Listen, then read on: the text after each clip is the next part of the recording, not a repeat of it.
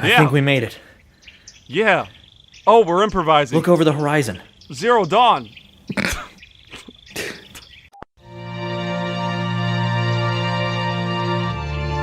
Eric, Yeah. I think we made it. Oh, Look over the horizon. over the horizon.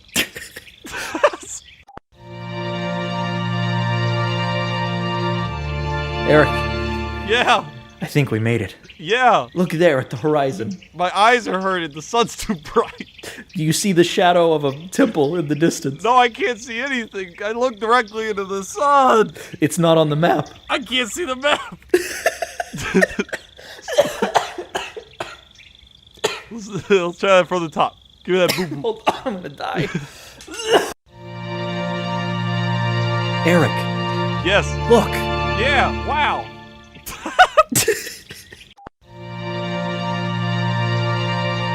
Eric. You sounded very stern on that one. Yeah, you wonder why? I do. I don't like this anymore. Come on, we'll do it. This is the one. Eric, Yeah. I think we've made it. I think so too, Joseph. Do you see that? Yeah. Do you see that temple off in the distance? Oh, that one. Yeah, I see that one too. We finally made it Thank goodness. into uncharted territory. I think I made it into Uncharted territory.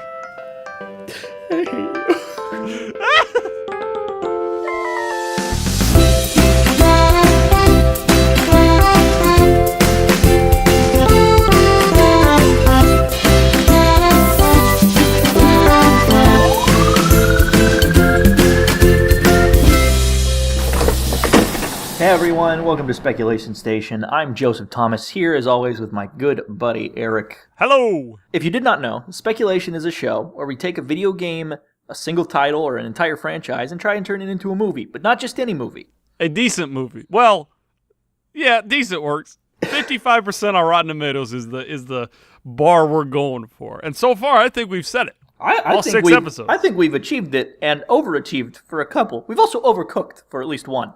For at least one. I think we made some good movies here. We made some strange choices, but I like it. It's artistic. I think we're on a better track record than Uwe Boll. Uwe Boll? Uwe Boll, who makes the very bad movies for video games. Oh. So let's should talk we- about some very bad movies for video games real quick. Do we say what we're talking about today?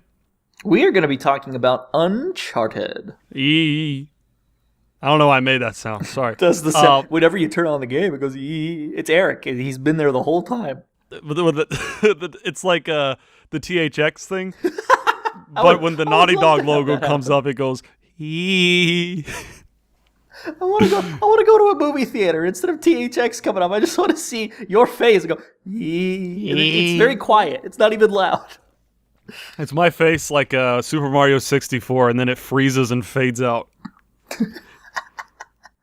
Anyway, so Uncharted is our second game series we're talking about that actually has a movie in production, which has been in and out of production since the jolly old year of 2008, which is always a good sign. Jeez. Yeah. Instead of...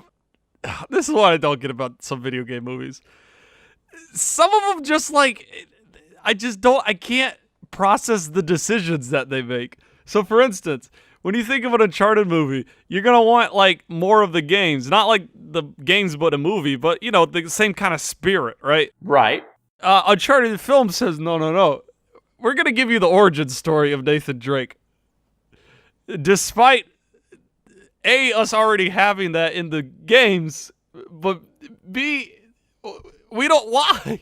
That's such a weird decision. I'm going to go ahead and make a disclaimer. We are actually going to be doing a lot of video games that we personally believe don't need movies. We're doing the best with the game we're given. Right. We don't get to decide on it. It's all random. It's all RNG. Guys. More importantly, we're making these so that if somebody does decide to make a movie off of this game, we can tell you how to make it decently. That's true. We can just show up to a production office. It's like, hey, we heard you're making a Fallout movie. Bang. Pretty much already outlined. All right. Let's go ahead and clarify. We're not going to be making some dumb origin story. We're going to be doing we're gonna be doing what people would expect and hopefully want, which would be more of the same. Yeah. But a movie this time. Yeah. Uncharted 5. Uncharted 5, but it's before Uncharted 4 because that's the last one. I mean, yeah, I think it should obviously be set in, Nathan Drake's prime. So somewhere between 1 and 5. Or some A 4. Well, this is 5. Somewhere between 1 and 4. Somewhere in there. Somewhere in there that doesn't, I mean, the Uncharted games have never been super, like, canon-driven. Like, the 4th one's like, yeah, he's had a brother the whole time. We just he just didn't bring it up because he was sad about it. But we have room to work around. So let me kind of, because you're not super familiar with Uncharted. I played them a little bit, and I don't remember playing them. All right, let me go through the elements of an Uncharted game for you. These don't apply to all of them, but it's like by and large. You got multiple locations. You have an emphasis on like 15th century history, like 14th to 17th century stuff. You have a villain who's pretty much forgettable, which maybe we can work on that one a little bit. And then all of them except 4 have some kind of like supernatural element. To me, Uncharted feels like a love letter to Indiana Jones. Of course, 100%. it's done in a video game form, which means that if we are going to do it in a movie form, if we're going to, revert back to what the love letter is based off of, how do we make it so that it's not just Indiana Jones? I'd say it's the tone. Indiana Jones, I feel like, is a little more serious than Uncharted. I think it varies depending on the situations. I definitely think that Uncharted does take itself lightly in a lot of places, and that lends to its benefit, definitely. Like, Indy's not quipping why he kills a bunch of dudes, like in Uncharted. No, that's for sure. Yeah, and so it's a lot more, not necessarily tongue-in-cheek, but lighthearted for sure. And then a couple other things that the games share in common is that usually Nathan and Elena aren't together for some reason. The on again, off again. Take your pick. In the 4th one, they're married, but then things get rocky, and then they end up back together. And then finally, there is usually a giant, awesome set piece that kind of, like, when people think of the specific game, they think of that. So if we were to transfer that into a movie, what you're saying is we do have to have at least one scene that has a big kind of... like ridiculous set piece. And honestly, you mentioned Indiana Jones. I don't know necessarily if we should look to Indiana Jones as our point of reference. I think maybe we should look more towards, like, Mission Impossible. Oh, definitely. I think those have those. If we're talking story-wise, I think we look towards the style of Indiana Jones and how a story is. And that's the exact way that, from my experience, what I can remember of the first one, how it was where, hey, you already have this position as this adventurer. You're getting information about this artifact, or you're already hunting this artifact, or in some cases, you've been hunting this artifact for years. It's just you've been doing other things.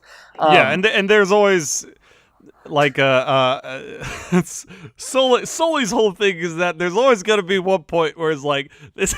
He always says like, "This is a goose chase." There's a wild goose chase. Let's give up. Let's just include an actual wild goose in this movie.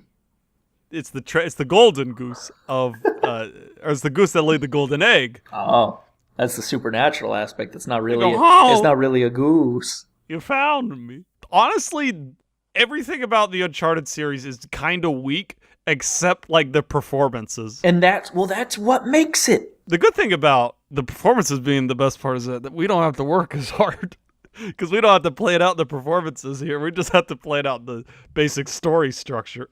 So, so those are the elements we need. We need a big set piece. We need a couple of locations. We need a mystery to set it around. And then we need lots of fun opportunities, opportunities where the cast can really, have some fun. And we need a good bad guy, or at least one who people remember at the end. Let's go ahead and I think we should pick two things first before we set out on this adventure of making this movie.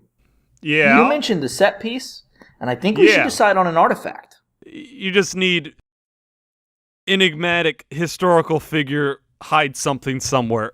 Do we want to actually have it based in reality, where the games kind of say, hey, this part is actually real, but then we're going to fib about the rest here, you know? I assume in Uncharted 2, for instance, it all gets kicked off by this green lamp that shows the location of this lost fleet of Marco Polos, which apparently is in Shambhala. It's like that stuff did happen. I mean, not Shambhala didn't happen, but like there was a lost fleet and there were rumors about Shambhala. But aside from that, they went off of that. We should probably, do we want the artifact itself to have the supernatural property, or do we want this event surrounding it to be supernatural? They usually like the final area of the game is the supernatural one. Okay. Like the mythical Shambhala or the whatever they were trying to find in the third one had the magic sands. Like that's kind of the last stop. And maybe that's kind of why it's explained that no one ever found it, because it's magical. Yeah. So let's automatically say we're going to put it in his prime. So this would be pretty much, this could appear like between anywhere. Uncharted 2, Uncharted 3, that period. Right. Yeah. Should we have any real exposition, or should we just expect people who are watching this movie to be fans of the series? I mean, well, like Indiana Jones. When you watch the first Indiana Jones, it's never like it comes out and says, Indiana Jones, the archaeologist Indiana Jones. It's like you see him doing something. We could do it in true Indiana Jones fashion and have it start in an adventure. Yeah. In an adventure, like a mini adventure. And then you have a little downtime where you kind of see him at normal life, and then the real adventure begins.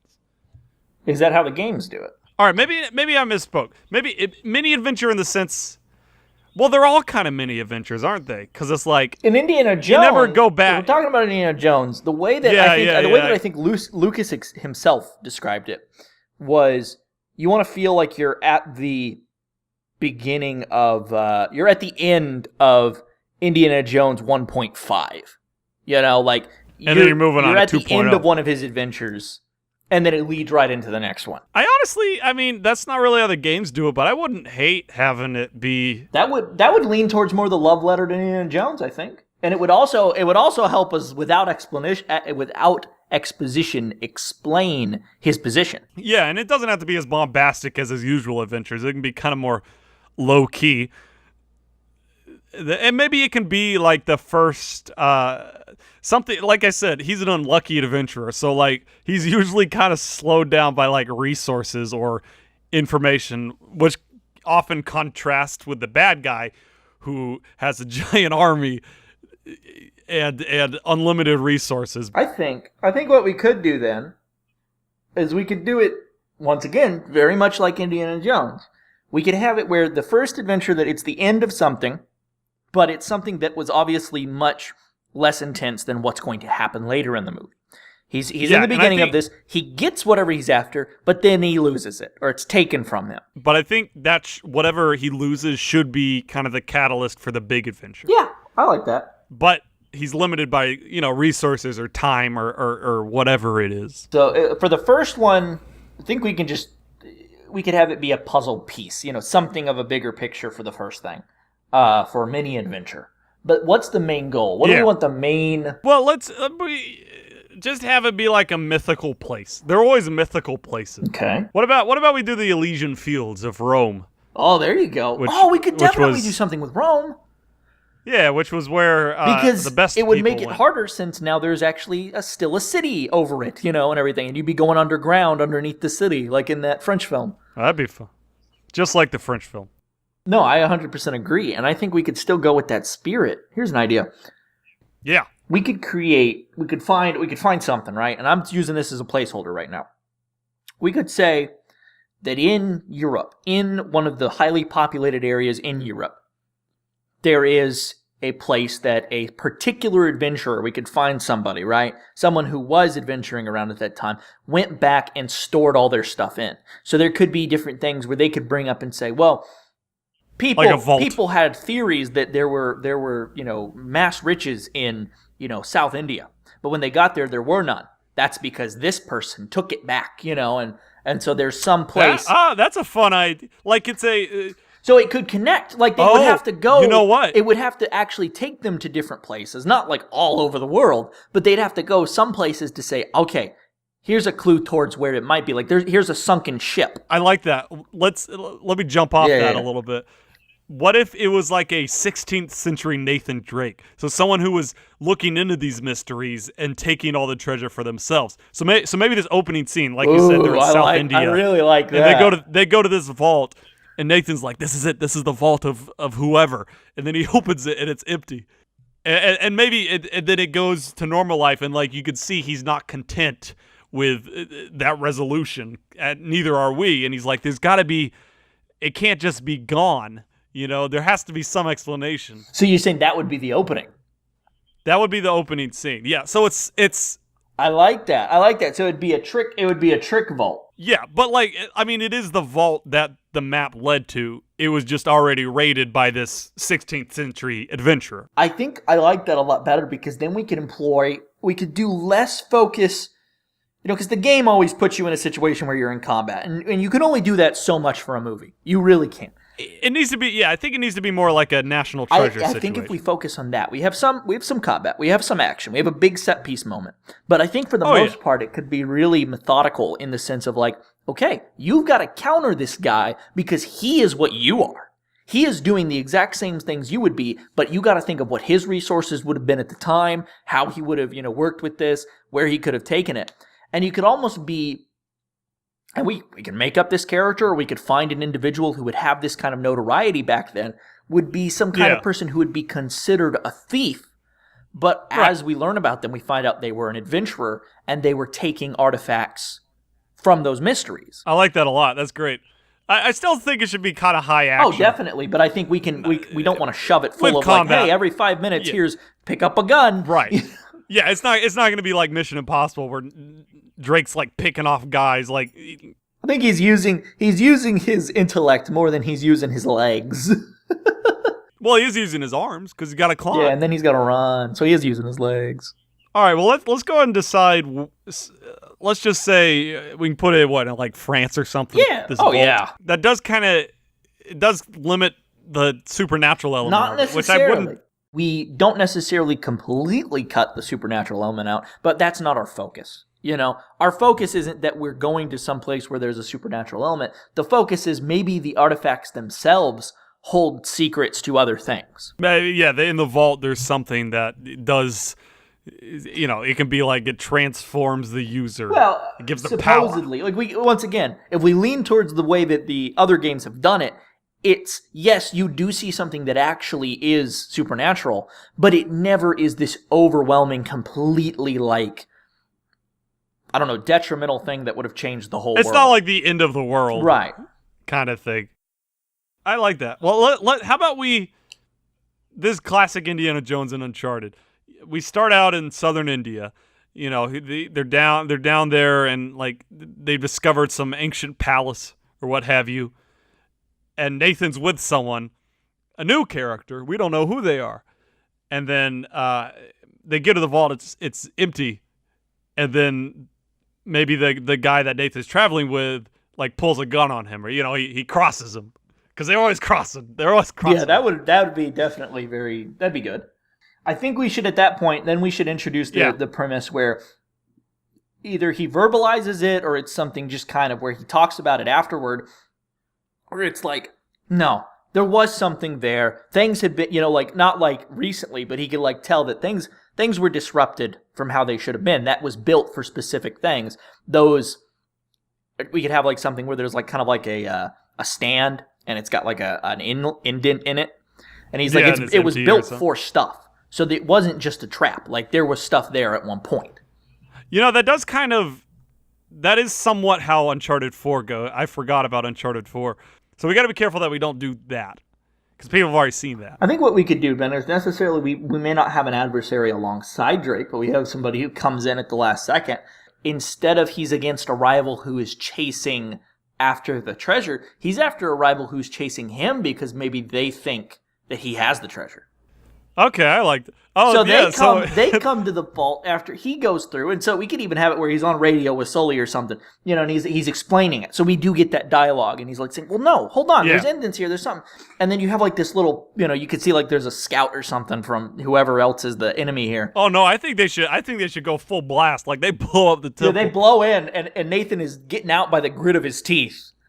I like that. Like, they're not going after the treasure, they're going after Nathan. Maybe after they see the vault empty, they assume, because they knew he was there, they assume he took it. I like that, yeah. So they're after him to get that, I like that. I think you could also employ, if we did a villain like that, we could also employ the question of, who is the rightful owner? A thief versus a thief. And that could also play, in course, into this character we're creating, which is the old thief, the ancient. We got a couple degrees right here. I like that. But this guy has, he's not going to have an army of hundreds like other bad guys, but he's got a couple. He's got a militia. Right. I think he's got resources. He's not like a philanthropist who's like, oh, I get this for my personal museum. He's like, I want this because it proves that I am worth something or whatever. Yeah, I think it should be more of a fame thing. Maybe he's a family of old money. I like that. But like no one cares about him anymore. And he's like, we got to put our name back on the map. Where do you think he should be from? Where do you think our villain? Because Nathan Drake's American, I mean, you've had him from Russia, you've had him from Germany, you've had him American, British. We could do French. Which would it could play out. We're not going to say too convenient, but we could do it where plays out where it goes. He's a family of the thief. But that would be something that would have been left out. I think that would be interesting. Please don't do it. Okay. I'm begging you. I like the idea though, because let me just suggest it. It would be something where that wealth came from that, right? Okay, I'm on board. You got me. You got me. Are you sure? Because that's where the old money would come from. And so they were that family got notoriety through that. And so maybe the reason why they were famous started to drift. And it was just, now they have money, but they don't have fame. I like that. And so he starts doing this thing because he's got the resources to go get this stuff. But I don't think at first he should know that he's chasing his family member's stuff. That kind of comes later. Most definitely. I think Nathan would be the one who figures that out.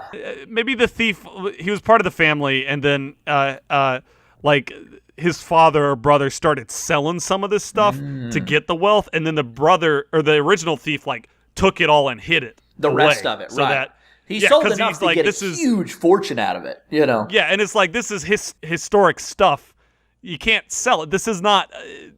These are things that people should share for what they are, not look at for what they're right. worth. And we can include that in some kind of thing where they find a document or a diary or something and they read it and it expresses that. Yeah. Oh, and that could be fun. Man, we're always doing stuff where people sneak into someone else's base. But he would have to go into like the family house, right? But underneath the family house is Yeah, like he's reading through old letters and he's like, hang on, this doesn't make sense. Why would this guy write this? Unless he had this hidden vault. I like that a lot. What if the bad guy does know from the beginning that there was this, like, his great whatever, his grandfather's brother stole this stuff, even though he rightfully, claimed it. And he has hired Nathan, the world's most illustrious treasure hunter, to hunt it down. You need a thief to catch a thief, for instance. I like that. That would change up the whole thing, but I think we could tie it into something where we explain that, and then I think the tables get turned somehow. I think that person, of course, will be the enemy in the end, but it's more of a right. It's more of a, I think, because I don't want to make the guy an idiot, but I also want it to be where he assumes Nathan does something that Nathan did not do. Like maybe Nathan is hunting somewhere, but it doesn't have to be. It could be wherever. And maybe it's the bad guy's land, and so he catches Nathan. And Nathan's, he's quipping and trying to get out of it. And then he says, "You're a treasure hunter. I have need of a treasure hunter." And then Nathan's like, "Are you going to pay me?" Give me that in French. Give me that in a French accent. I will pay you by letting you live. I like that. I think that'd be a really good concept, though. You have that really, like, kind of hostile relationship. And, like, the bad guy doesn't even give him any resources or anything. Yeah, I like that. And, like, Nathan... It could be cocky. It could be like, well, you're that good, aren't you? Do it. Yeah, and then Nathan doesn't like working under people. So, like, maybe he discovers something and he's like, we can't give this to this guy, and Sully's like, what are you gonna do, cross him? He's like, exactly. I also think that it should be easily found out that he crosses him, because I think maybe the guy doesn't, obviously the guy doesn't trust Nathan, and so he's got tabs on him, you know? And we're obviously the guy's limited resources are not unlimited, but I think we could give this air of like, you got to really be careful, Drake, because nowhere is kind of safe anymore now that you've crossed this guy. I like that. Yeah, that's not too similar to Uncharted 4 then. Maybe he sends him with like two like big bulky bodyguards. Like there's escorts. They're like keeping an eye. So it's more of like a present, like an upfront and presence, I guess. Where and maybe they're like jerks, which really makes Nathan just kind of want to get out of this situation. Well, I think we can make it easy. Like we can make it because Nathan is a charmer. That's one of his characteristics. He's a charmer. I think we could have a point where he tricks them into enjoying themselves at a bar or something and ditches them. It may be one like as soon as he ditches them, like that's when things switch. Like he starts getting hunted by stuff. Like people are shooting at him from rooftops. I do like because like the guy's not stupid. He's not gonna just give 2 guards to Nathan. He's gonna have people, on rooftops looking at him. Like he's investing a lot here. Especially, all he needs from Nathan is the throwaway brains. He needs somebody who's clever and can do this, and if all else fails, is not somebody he's worried about losing.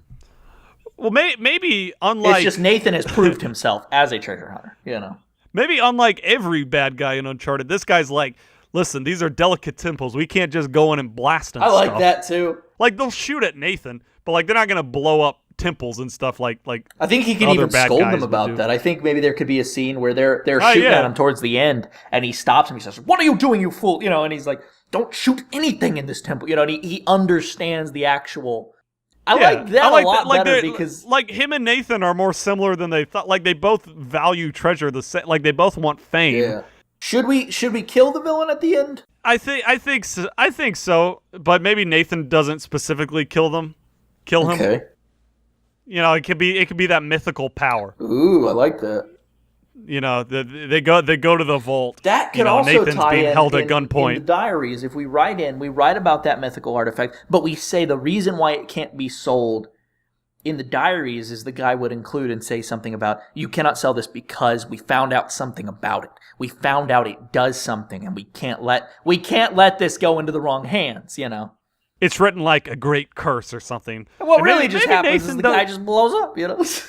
Maybe Nathan doesn't really bring up that curse part. And so they find the vault, and he's like, well, there you go. And the curse happens. And then, you have a final fight or final action piece. I kind of think we could do something where the fight happens because the guy maybe gets cocky when he finds the artifact. One of the artifacts in question. Because once again, I think the main artifact Nathan's itself is quote unquote the vault, but inside of it are several different relics, and there's one that's definitely on the mind of the curator. And like he sees it and he's like, "Oh, the jewel!" And he runs it, and Nathan's like, "Wait!" And then you can have a fun piece where Nathan's like running through the catacombs as the guy chases him. I like that. So let's go ahead and recap again and pad it out this time so we know where we're going. All right. So at the beginning we have Nathan. He is hunting some kind of something in a ancient temple. Very Indiana Jones. And he's got maybe Sully is with him or on the radio. We introduce what Nate's doing, what he's hunting, and then he finds it and he's like, "Wait, it's not here." And then you have the bad guy who's like, "You're on my land, Nathan Drake." Let's tweak the land thing. I like the idea, but I think maybe he says it like that. He says, "You're on my territory, you're on my turf," or something. But it's the fact that his crew is there hunting for the same thing. Oh, I think it should be legitimate, his land. Legitimate. Oh, that'd be interesting. So it's still some temple out in like South India, but the guy, because his family was so wealthy, owns it. Yeah, okay.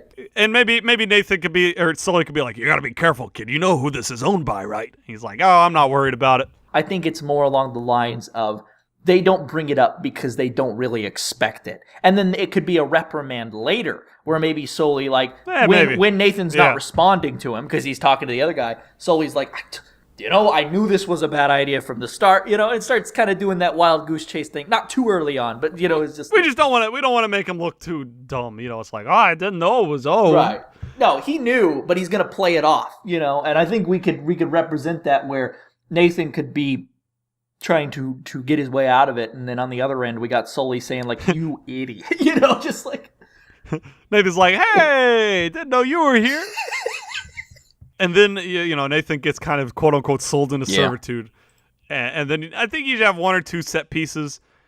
And then he runs from the guards, and then things really start amping up. And then I think you should have that big action piece, the one people are going to be talking about after the movie.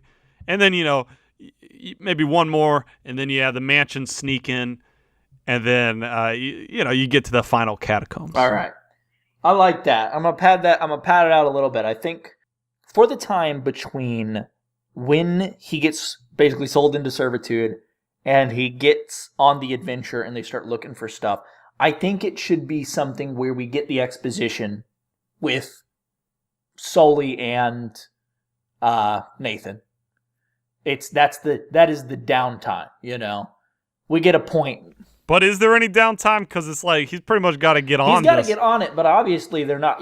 He's human, and I think the guy's not going to be like we said. The guy is smart. The guy is smart enough to know. He don't want Nathan. He doesn't want Nathan overworked, but not necessarily because he likes the guy, but because he knows that's not how productivity works. But I think he should still be kind of ruthless and violent. Like, ooh, what if Nathan's like, whoa, I got a crew, and then he says, "We know," and then Sully comes in at gunpoint. Oh, I like that. And then he get at that point. Oh, it would be really interesting. What if they're brought back to the mansion?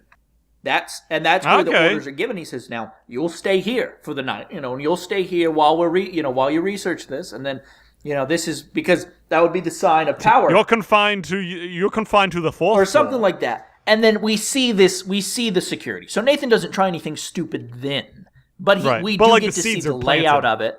We do get to see, the setup and the security, like that. So that later when he's coming back in, he can kind of have this little edge, and he can be like, okay, well, I know that they put, not like a prison break scene or anything, but he's like, yeah, but I know that there's more security here, so if I go up to here, it'd be cool. Yeah, and he's like, I gotta get to this guy's study. Yeah. But I can't go up the central stairwell. I'm gonna have to scale up the outside. Yeah. Should we, two things. Number one, should we bring in other characters? Maybe not necessarily like established characters, but other members of the crew. There's only the usually three, Nathan right? rolls. Well, we'll get into that, but aside from Elena, Uncharted operates in teams of 3. By and large. I don't think we should bring Elena in here necessarily. In the movie or just early on? In the movie early on. I don't think she should, because she's not a treasure hunter in the way that Nathan and Sully are. So I think once they ditch the guys, then they get hunted. Yeah. That's when they go to her. And maybe they've been in touch a little bit, so it's not just out definitely. of the blue. But yeah. But that could be something that we don't have to necessarily see. It could be more or less something that is alluded to. But maybe Sully's like, she called me again, kid, and Nate's like, she'll get over it.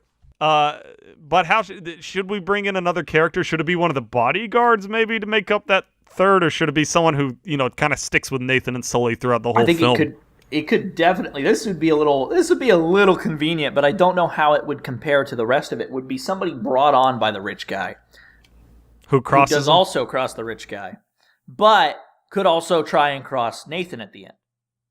The double cross. Yeah, I don't know if that's too cheesy, but I like the idea of somebody who Nathan can think is an ally, and then maybe, I don't know, if we were going to the not crossing route, we could just do somebody who gives up and is just like, look, you're on your own, after they start getting hunted. All right, I like maybe it's someone else who is kind of in servitude to the bad guy. Mm.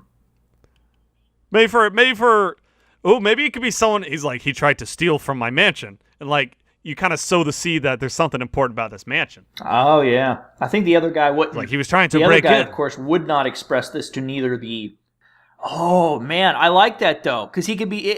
When it gets to the point, he could reveal, he's like, that he knew all this, and he had been keeping it to himself. Yeah. It could be whoever, guy, girl, I don't care. Treasure hunter. Or maybe just a straight up thief. I think we could do thief, and I think it should be female. I'm fine with either. The only reason I suggest female is because in the other games, you get a second potential love interest, and that does make the on again off again thing between Elise questionable. You know? Yeah. So we have this thief who's maybe she's kind of sulky. I don't think she should be. She definitely shouldn't be charismatic. She definitely should not be like all of the women are in the game. She should be more of a straight man. We should have this person who's just kind of like, I did a thing, whoop-de-doo, can we just please move on? And maybe she's always looking for a chance to escape. Like, that could be kind of... I like that, too. And that... this might be Nathan's a good joke. Nathan's like, what are you doing? She's like, I'm escaping. I like that. Nathan's like, no, we can't. They're going to kill you. She says, I will run fast. I like that. No, I like that. But I like the other side of it where, like, Nathan, brings it up in the severity sense of that. And then when he tries to do it later... It's just kind of the irony of it, you know? It's like, he does it later and he succeeds, and then she could question him about it and say, well, why didn't you say I could do it? And so it would at least create an assumed bond between the two of them in regards to... Yeah, or maybe it's a more literal bond where they have to kind of work together to evade the guards. Like, they got to knock them both out at the same time. Or something of that sort, yeah. That happens in the games a lot. It's like...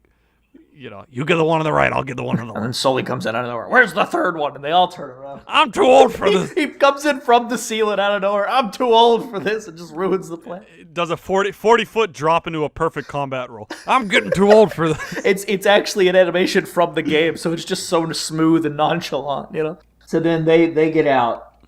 So now we got this team up, and now, so what's their first step? When they're out? Now they're all at the mansion, the guy says, I think the guy should, like, give them their first place to, like, their first task. Yeah, gives them the task, but is lenient in the sense of an actual productivity workforce leniency, where it's like, you know, in the morning, do this, you know, kind of thing. Well, yeah, he gives them the clues. He's like, all right, the thief was last seen in, you know, wherever, Bangladesh. Probably, that's a little too close to India, probably. You know, wherever. I think the female thief should be a little distant seeming at this point. She hasn't warmed to, obviously not the millionaire, but I think she also hasn't warmed to Nathan. And they just met. Yeah, so, yeah. The information is being gone over, and Nathan tries to include her and be like, "Why are you going to look this over?" And she's like, "I don't need to." You know, she's just kind of like, not my thing. That's not really Nathan Drake's stuff. Nathan likes to explain stuff to people.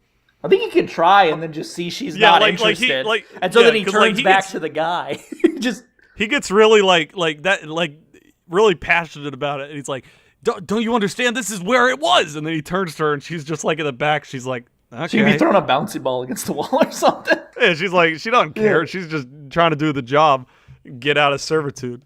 I like that. I really like that, yeah. All right, so where should they go and what should happen? Because you got to have some kind of action. I think at first they should work within the mansion area, so they're in France. Well, we're going to be in France a lot later, though. Okay, then I guess we should go to another European city. I just want a really tight net, low, like, you know, 2 to 3 story buildings really close together kind of setting. They never been to Japan. You go to Japan. That would be really interesting, because then that could be something where, you know, this guy who sailed through all the areas, maybe he had something in Japan, because no one was in Japan back then, you know? I mean, the Japanese were there, but there was no outside trade. So maybe the villain's like great-great-grandfather, like he took a record of every treasure they found, and Japan was the last one they got. What if, and we could do a little bit of a kind of a showcase of Nathan's intelligence here. It's not written as Japan. It's not written as that. So it could be written as an island with all these different properties. And so then we get to see that scene where Nathan's, you know, talking about it out loud, and he says, "That's it. Don't you see? This is blah, blah, blah, blah, blah. It's gotta be Japan, you know?" And then that would be the scene where we cut back and we have the girl, you know, who doesn't care. But I think that way it would also showcase, it's like, this is from a really long time ago, first of all. Or maybe you could make it even more kind of hard to define, where it's like maybe a description, and, you know, Nathan and Sully are like, well, it could be in Mexico, could be in, you know, Alaska, could be in Japan, and like they slowly kind of sleuth it out. Like the guy's like, this is mysterious location. Maybe there's a drawing a mountain or a forest or something. Yeah, well, it could be. Which happens with the other games, but we could do like an old style C chart, but it's like really off. It's like it doesn't match up with the modern land masses today, and so they're kind of having to look at it from a certain angle, and so it's like this coastline, and they're like, that coastline doesn't exist, and they're trying to think about it. Yeah, you have the scene where they're just kind of bouncing ideas back, and you see that they're not only smart, but like not only just like clever, but they also like know their stuff. Yeah.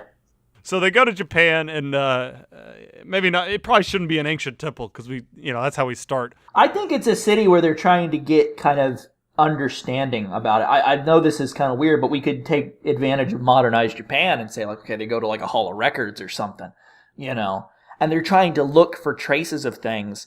And we could also use the actual historical aspect where a lot of the stuff was not documented uniformly across Japan. So you have some accounts where in the farmlands, out you go down south in Japan from Tokyo, and it's just basic metropolitans down to farmland. It's like there's nothing down there. And so anything that happened down there really isn't documented today because the people who lived down there back then were a part of a certain dynasty or a specific, noble house. They follow the records and be like, all right, well, they would have been located in this area. So if we go here and we look around, maybe we'll find something. What if erosion has caused the specific place in question on the coastline to no longer be there? And so it's underwater? It's underwater. That could work. Like, they do have to still use the records because they got to find out, like, okay, who owned this land, what was it? Whatever they can find out about it. I think maybe you could take it. I was trying to think how they do set pieces, and it's not always people shooting at you. So I think maybe it should be like you said, it eroded, or maybe it's straight up fell. It's on a cliffside. Yeah, I like that. So it's way high up. And over time, and so they're up there, and like Nathan has to climb down. Yeah, see, there it is. And. So you had this really risky scene where he's like going down descent. And then one of the rocks falls. We see how high up he is. Yeah, so it's not. Sully's it's down not there at like, the bottom and says, "Why didn't you go around the island?" I just jumped. It was 700 feet down. No problem. Cannonball, baby. Maybe he gets down there. He has to dive. Should there be something in the water? Something evil in the water? I think we could. I don't think we have to include any kind of heart.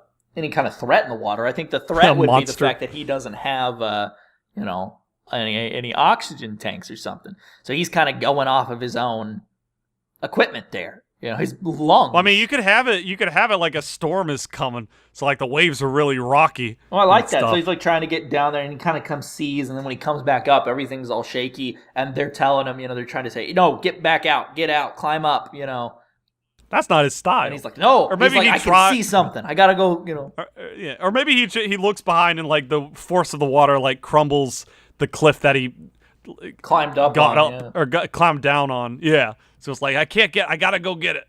I like that. That's a good little set piece. What do they find in this? It could be like a little temple or something that's crumbled. Not like necessarily a temple. I think we could do like something buried, something that was buried. That when it eroded away off of the area of the cliff, it would kind of be a little. It'd be more visible because the water's. What if it's like a burial ground or something? That works. That's reasonable. So maybe he's down there. There's a lot of like floating waters around. Floaty bodies. Well, not necessarily bodies. Skeletons. Skeletons. Yeah. And then one gets blue eyes, and turns to him and says, "Remember me from the first game?" Hello, Nathan. Hello. So they find something down there in the burial grounds that leads them to their next thing. But what is it? There's something there. There's got to be something there. Maybe we just created a scene that shouldn't exist because. We did just say that they're going there to see if it's the place. And then we put it underwater. Which could still work. It could be like the last known location of... that could be where the shipwreck is. The brother. The shipwreck. There could be a shipwreck there. Okay. And the shipwreck would have more documentation on it. Because we maybe change up the sequence with the cliff a bit, because I think definitely we need to give them some gear, because the only reason the guy would not have been able to go down and retrieve his own stuff from the shipwreck would be because they did not have the ability to dive with scuba gear and whatever stuff back then. I think the shipwreck needs to include documentation, potentially some kind of documentation that would not be damaged by water. Okay, I figured it out.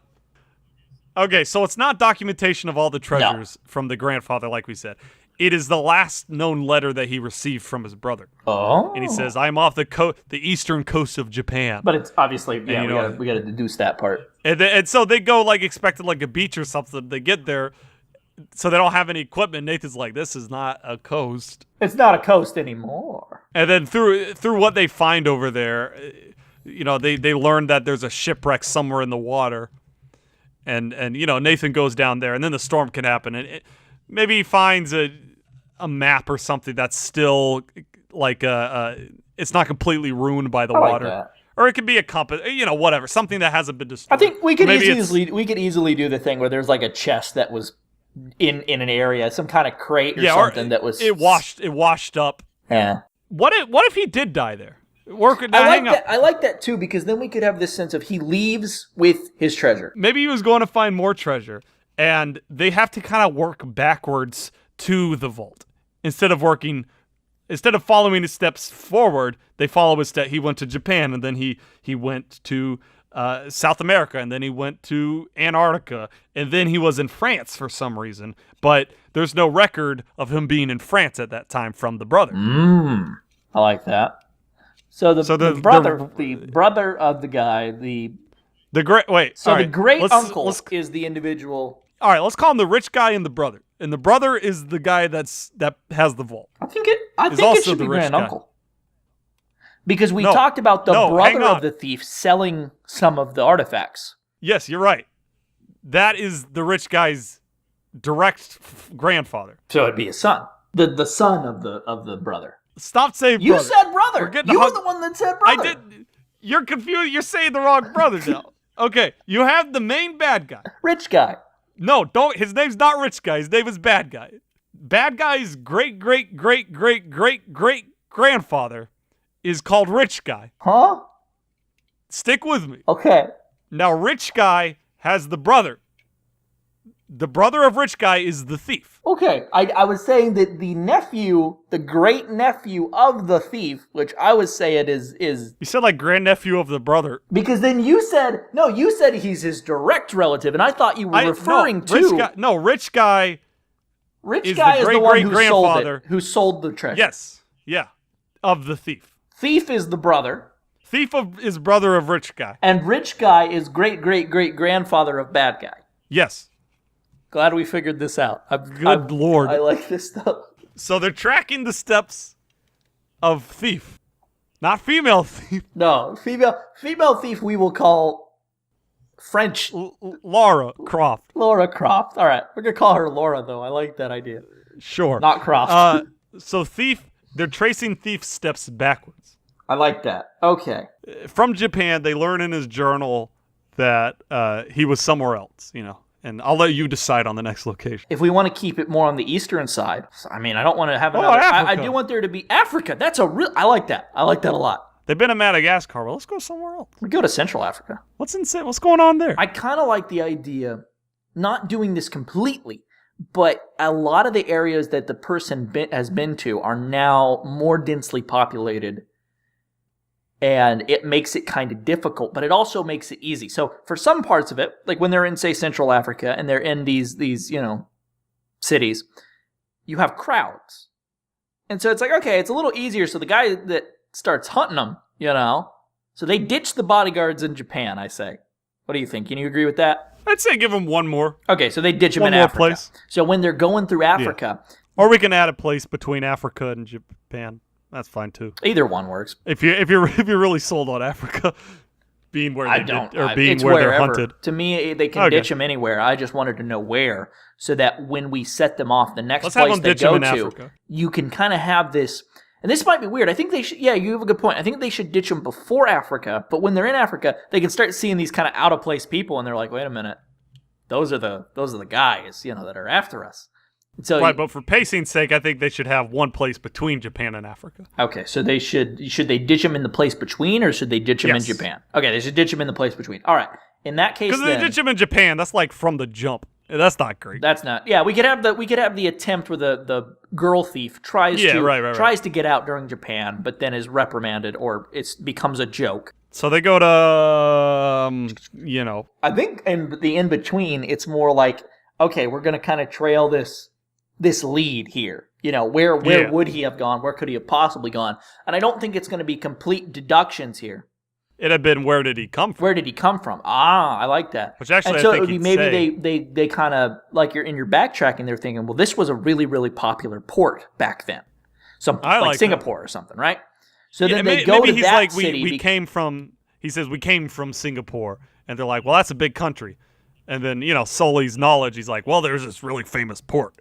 Yeah, it's been there for so long, and they go there. I think that's where they should ditch the guards, and I am kind of sold on the idea of I'm fine with that. They get there and it's bustling, and it's kind of a big, not like a big happy place, but at night it's a very nightlife heavy city.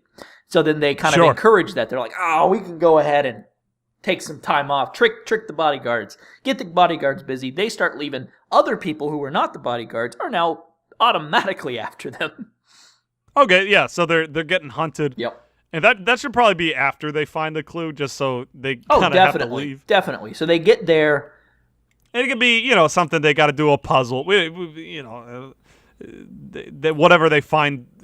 Oh, man, because it's really hard when you're talking about like ancient times. It's like nobody's especially when we alive that they can ask about this. We have to make this up off the top of our head. Maybe there's like a symbol or something that is the brother's symbol, and they find it scrawled on a door of a tavern. And in the basement of the tavern, they find, a stone tablet. You gotta create it, not a tavern. You gotta create something that's gonna be more ancient than that, because if it were to still exist in that place. Well, maybe it's like carved into the rock on the side of the tavern. They go in the basement, and there's a stone slab with a bunch of, names carved into it, including the brothers. And Sully's looking at them, and he's like, "Oh, these all look like they're African names." Oh, I like that. Yeah. So they kind of sleuth out that they're like in Chad or something. That could be interesting. Maybe most of the guy's crew, is African. Yeah. And so I probably don't want to put it in Central Africa then, because you need to be a coast city. He can maybe find this. This would be kind of interesting, but maybe he finds there's a surname, family names or something, and there's like a family that is more well known because of that, and they could see I like that. They could say, hey, well, it's worth a shot to go see if this family has anything about this guy, and what do you know? They do, What if they figure out like the journal of the brother, the thief brother, that is like in the this rich African lord's, like his library or something. That's possible. So they're still stealing it. They would still use the guys that they're from the other guy to get it. They'd be like, okay, so they know. So the African rich guy and the French rich guy know each other. We could say that, or we could say that they know of each other.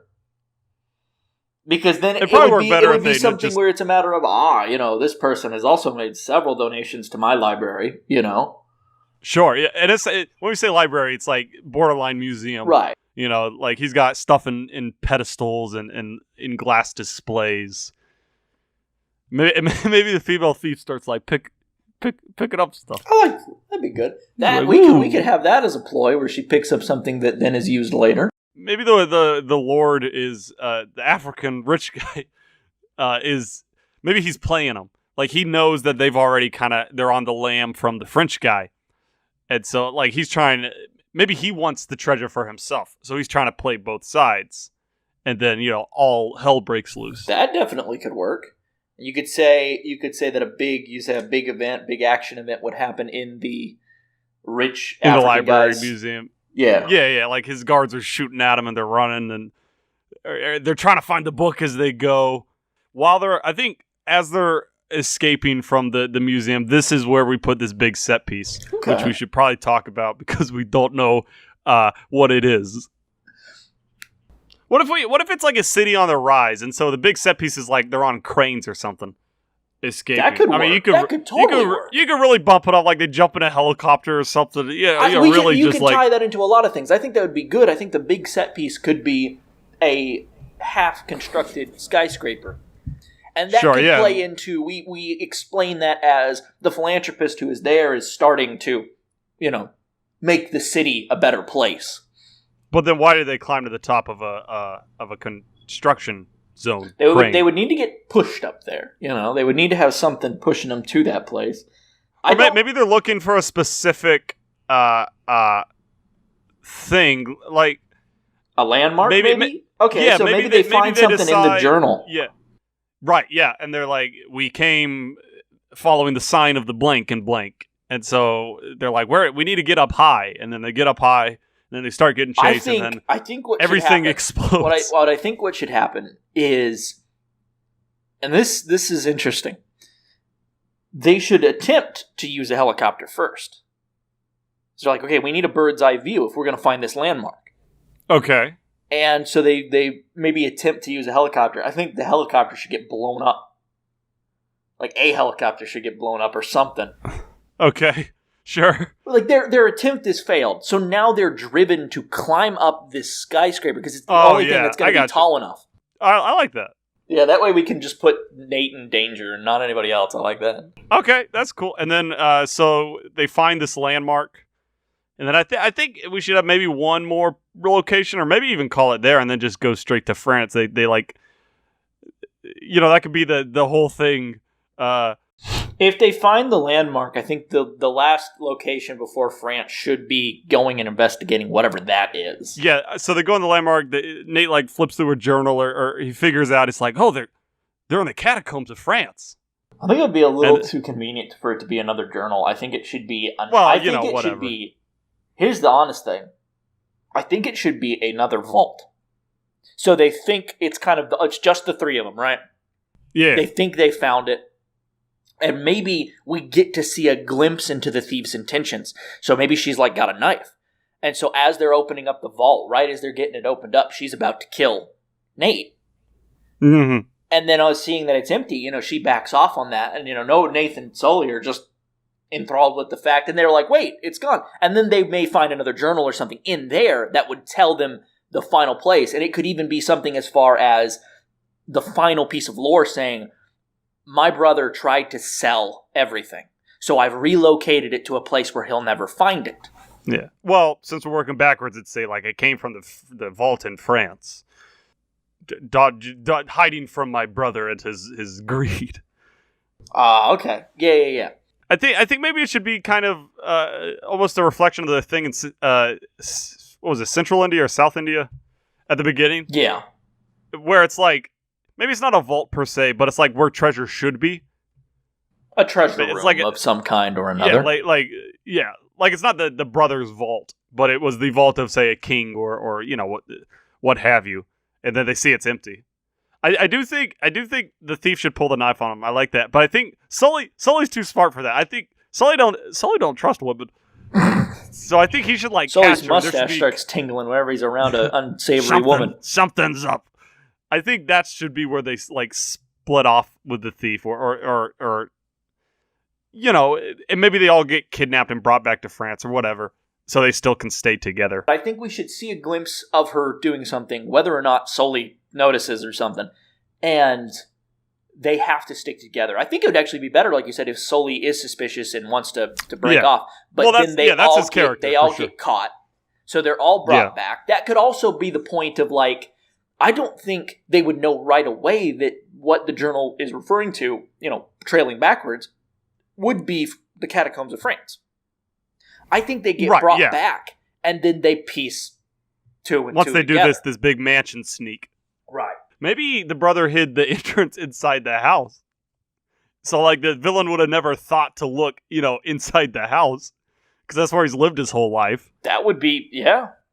And we could imply that, of course, the house is very old. It's, a very wealthy... Yeah, it's very big, very old. Yeah. That could be something we set up early on, too. Sure. Yeah, and I like Sully sees that the thief has pulled a knife on him, and, they're all pointing guns at each other and be like, whoa, whoa, whoa, whoa, whoa, whoa. And then, you have the militia... I love the Nathan Drake whoa, whoa, whoa, whoa scenes. Yeah, every time he says it. And then the villain's militia comes in and it's like, everyone get your hands up. I I like that. And then, so they go down, and then we've already kind of covered this part. They find the vault somehow. The bad guy does this, the curse, and we can kind of we can do bits and pieces of it, sprinkle it throughout the movie, so it's not just a curse out of nowhere. Right. Maybe the brothers' journals can sometimes be like, the terrible curse lies upon my family, or, Should, in that case, then, I think we could imply that both Nathan and Sully are more understanding to that. Like, they kind of see that and they're like, we don't, this could be something bad. This, and they kind of, we could have points. We could have a point in the middle of the movie when they're in, say, they first arrive in Africa or something. Sully could have that, I'm through with this moment. And he could even bring up the point, it's like, look, whenever we look at something with the supernatural thing, something goes wrong. It always goes wrong. We never get anything. Well, I like that. That's what he always says. They have that discussion, so the audience is aware that there's most likely something is going to happen. Right. Okay, I like that. And maybe they can find, like, disfigured bodies in the shipwreck or, stuff like that. Yeah. So they go down to the catacombs some way or another. They find the secret entrance. It doesn't have to be the catacombs, but I think that'd be... I think it should connect to the catacombs. That gives us enough space to play around with. Yeah, it'd be these huge chasms. Big tunnels, yeah. And then the bad guy follows Nate down. He transforms, chase Nate. Something happens. Nate doesn't directly kill him. Maybe the thief kills the bad guy, and he takes the thief out with him. Yeah. Could work. I think if we'd have to, at that point, show that the thief's intentions were really to always double-cross Nathan. Just like they were always in it for themselves. But it's like a double-cross / sacrifice. So they get redeemed a little bit. Yeah. Like, their intention wasn't necessarily to save Nathan, but by what they did, they saved Nathan inadvertently. Right. I like that. Because then it's like, they didn't really change who they are, but they do have some redemption, at the end. Yeah. At least a little bit. Yeah. And Nate's real sad. He says, no! And then Sully and Nate, I say, escape through the catacombs, get out on the other side of France, and be like, and then Sully goes, well, another adventure with no treasure. Because it all gets destroyed. In an explosion. Or something by the when the bad guy transforms. I think it collapses, and I think that it like collapses in on itself, and it's you could go the route where it's like, we can't get it, and then you could kind of close with Nate being like, yet, because he wants it. He wants that treasure. He wants that treasure. Okay, cool. Okay, one final, I guess, story thing that we kind of forgot to talk about. Them fans are gonna riot if we don't toss Elena in there. Yeah, I thought she was gonna be in there. I know, we just kind of didn't talk about it. I think she should pop up a couple times. She's a reporter in the games. At least I think all of them. She's always popping up in weird locations.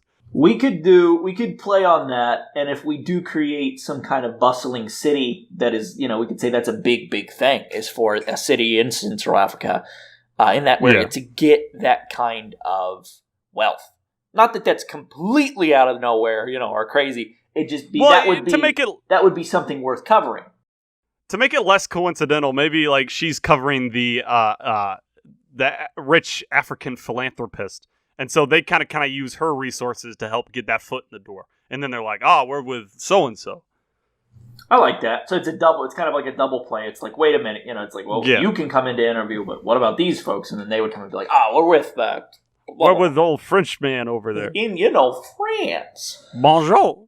And then I think she should help him kind of sneak through the manor at the end. She's not... Well, she could be with him, I guess. I think she could get kidnapped, and then that would kind of play to the point of her being upset about it. She could, like, be... Not, like, not whiny, but be like, she's great, like, every time, Nate... I always have guns pointed at me. Okay, I like that. So she's with, and we can have her like pop up in phone calls and stuff before that she goes to Africa with him. Yeah, I think that should be, like you said earlier, that should be between her and Sully, not between her and Nate. Yeah, because Sully's that wingman. He's trying to get these two crazy kids together. I know how it works out in the end when they all die. What? They have a kid. And then they die. And then, I guess they do die eventually. Everyone dies, even me.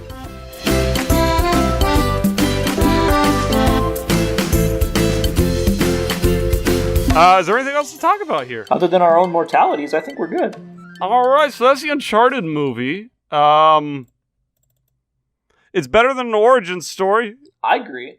You know what? I'm going to say I think this is one of our weaker ideas, but that does not mean I don't like it. Because I have said I like it several times. I think that's what we said plays to what at the beginning. Right. The story is always the weakest. Well, sorry. The performances, rather, are the strongest part of the Uncharted games. I see no reason for this to be different. I mean, if you diffuse, like, Indiana Jones or National Treasure or Mission Impossible down to its, like, base elements like we have, like, they're exciting, but they're not, like, good. But it's the performances and then, the effects and the music and all that stuff that really adds to it. They work so much better as a movie or an interactive production than they do a book. Where if you're having to basically... just like an outline. Right, yeah. If you're having to read it and say, this happens, blank happens, and here's when it happens, it's like, okay. But then if you have a cool scene where somebody's quipping and they're making jokes and you see them jump over a stone wall, you're like, oh, no, that's a lot better. Yeah. I mean, even if you look at Uncharted, they're like, oh, well, they're on a boat and they find a grave. And then you have some bad guys come shoot at them, and then... that kind of ends, and then they go to the jungle, following the clues, and there's a German submarine there, and then Sully gets killed, but he had a journal in his pocket that I guess stopped the bullet. It's like that's kind of interesting. I would like to see that with actual story and acting. Yeah, it's the performances and the dialogue, and the quips, and everyone's having a great time that really takes it to the next level. So, take it with a grain of salt, everybody, I say here at the end after you've listened to the whole thing. Well, if you think we've done a better job, better than the real Uncharted movie or not, make sure to share our show. Or a worse job. Or if we've done a far worse job than what ended up coming out, still, share it to laugh at us. We don't care. Yeah. I mean, if you're a fan of Uncharted, if you know someone who's a fan of Uncharted, shoot them this episode. Say, hey, these crazy guys came up with a new Uncharted story in an hour. And they go to Chad this time. And also the French catacombs. And there's also a French cranes. guy. They haven't done cranes before. We're talking the machines, not the birds. Exactly. So yeah, give it a shot. We are on Spotify. We're on iTunes. Wherever you can find podcasts. Please be sure to rate us on iTunes. Subscribe to us on YouTube. Help get that word out, because that's how we can grow. And if you don't know where to find all those links and all those places, a little too much searching for you, and you're not Nathan Drake and you don't want to hunt, you can go to our website. Ooh, good segue. Which is good reference. www.speculativerealism.com. That is realism with 2 E's, like a film reel. Ooh, I get it. That's clever. Like Nathan Drake. Yeah.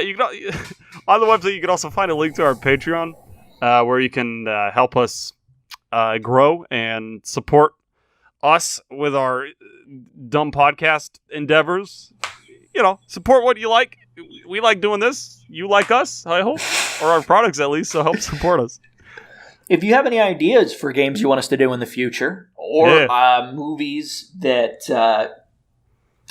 you want us to make, you're like, hey, this would be a really good one, send us those. Yeah, if you're like, I've had an idea for a Fall Guys movie. It's like, here you go. It's like it's coming out alongside the Among Us movie. It's a double feature. It's like, all right, the Emoji Movie spiritual sequel. We are on Twitter and other forms of social media: Facebook, Instagram. We are at SpecReel, SpecReel. You can get updates, links to all our shows, kind of in one place. Pictures sometimes, videos sometimes. You never know what we're gonna put on. You never know. I don't know. We'll find out, I guess. Was there anything else? I don't think so. Are you good? I am so good. It looks like we're heading off here. It looks like the doors are starting to close. We're going to pull off. We're leaving that speculation station. All right. We'll see you on the next stop. A choo-choo. Bye.